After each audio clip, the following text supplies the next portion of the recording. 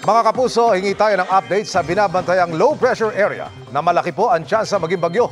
Ihatid yan ni Amor La Rosa ng GMA Integrated News Weather Center. Amor!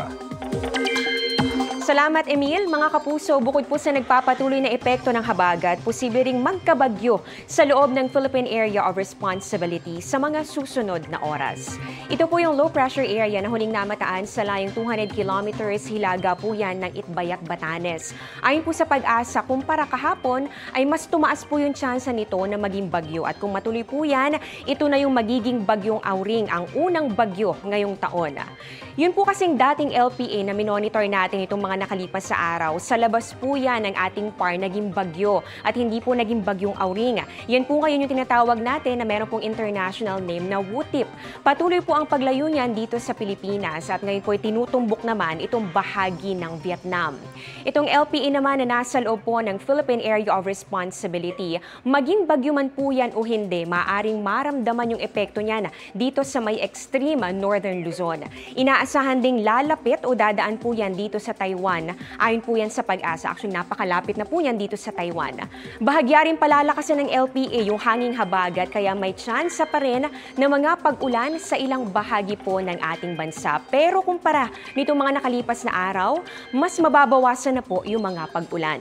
Base sa datos ng Metro Weather, umaga bukas, halos wala po mga pag-ulan sa malaking bahagi po ng Pilipinas, maliban dito sa Bicol Region, ganoon din dito sa ilang bahagi po ng Visayas at pati na rin sa ilang lugar dito sa bahagi po ng Mindanao.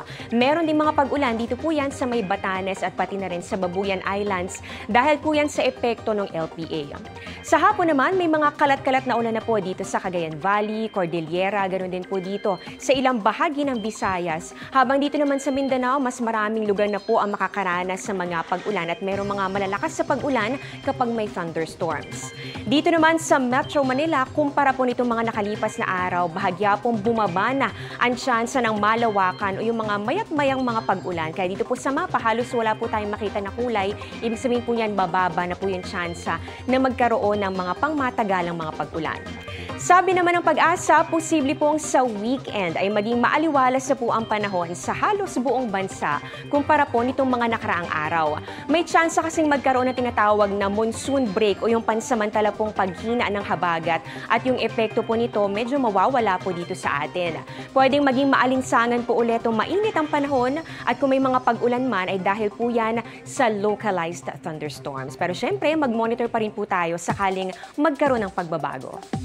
Yan ang latest sa lagay ng ating panahon. Ako po si Amor La Rosa para sa GMA Integrated News Weather Center. Maasahan anuman ang panahon.